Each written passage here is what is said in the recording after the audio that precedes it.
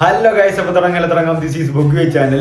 തമിഴ്നാട് രാഷ്ട്രീയത്തിൽ നിന്നല്ല, ഇന്ത്യൻ രാഷ്ട്രീയത്തിൽ തന്നെ ഇതുപോലൊരു നാഴികക്കല്ല് ഇതിനു മുമ്പ് നടന്നിട്ടുമില്ല, ഇനി നടക്കാൻ പോകുന്നുമില്ല. അതിൻ്റെ ഒറ്റ ഒരു കാരണക്കാരൻ തളപതി വിജയ് തന്നെയാണ്. സ്റ്റാലിന് ഏത് സ്റ്റാലിനെയൊക്കെ തീർത്ത് സ്റ്റാലിൻ്റെയൊക്കെ അണ്ണാക്കി തന്നെ തലവർ വിജയ് വിസിലടിച്ചു കൊടുത്തിട്ടുണ്ട്. തമിഴക രാഷ്ട്രീയം ഇതുവരെ കണ്ടിട്ടില്ലാത്ത ഒരു വിജയം തന്നെയാണ് ലഭിക്കാൻ പോകുന്നത്. തമിഴക വെട്രിക്കഴകം എന്ന് പറയുന്ന വെറും 3 വർഷം ഒരു പാർട്ടി 65-70 വർഷത്തെ പാരമ്പര്യമുള്ള DMKയും AIDMKയും പാർട്ടികളെ തുരത്തുകയാണ്.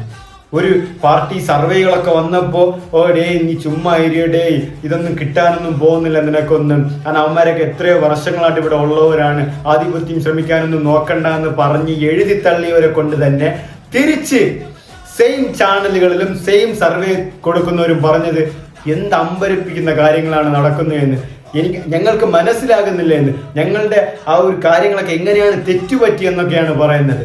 അമ്മാതിരി ചെയ്ത്താണ് ഇപ്പോൾ അവിടെ നടന്നിരിക്കുന്നത്. തളപതി വിജയ് CM-ലേക്ക് ചാടാൻ പോവുകയാണ്. നായകനിൽ നിന്ന് പൊളിറ്റീഷ്യൻ, തമിഴ്നാടിൻ്റെ മുതലமைச்சർ ആവാൻ പോവാണ്. അത്രയ്ക്കുള്ളൊരു സിറ്റുവേഷൻസ് ആണ് ഇപ്പോൾ നടക്കുന്നത്.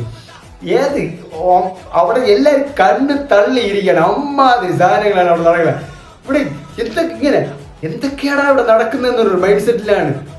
അടിച്ച് തൂഫാനാക്കിയാണ് വിജയ്. കാരണം ഒരു പാർട്ടി, ഒരു 3 വർഷ പാർട്ടി ഇത്രയും വർഷം പാർട്ടികളുടെ മുമ്പിൽ നിന്ന് പോരാടുക, 5-10 സീറ്റ് തന്നെ എങ്ങനെയെങ്കിലും കിട്ടുമെന്ന് പറഞ്ഞവരോട് 100-110 സീറ്റുകൾ നേടുക എന്നൊക്കെ പറയുന്നത് ചെറിയൊരു കാര്യമല്ല.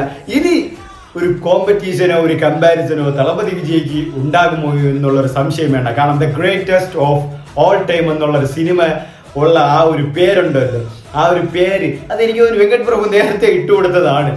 ആൻഡ് ആ ഒരു greatest of all time Thalapathy Vijay തന്നെയാണ്. കാരണം ഈ ഡെബ്യൂട്ട് ഇലക്ഷനാണ്.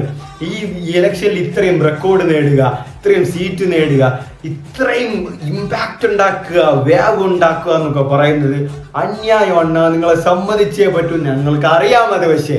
പക്ഷെ നിങ്ങളെ സമ്മതിക്കാതെ നിങ്ങൾ ഇപ്പോഴും തടയുന്ന എത്രയോ പേർക്കൊക്കെയുള്ള തിരിച്ചടിയാണ്.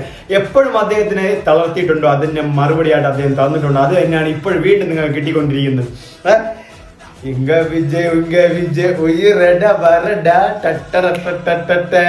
വൈകിട്ടത്തോടെ നമ്മളൊരു പരിപാടി ഇവിടെ ഒപ്പിക്കും ഗൈസ്. അപ്പം സ്റ്റേ ട്യൂൺഡ്. പുതിയ അപ്ഡേറ്റ് കാര്യങ്ങളായിട്ട് വരാൻ ഗൈസ്. ഇതുവരെ സബ്സ്ക്രൈബ് ചെയ്യാൻ തന്നെ മറക്കുക. സബ്സ്ക്രൈബ് ചെയ്ത് love you guys. Bye bye.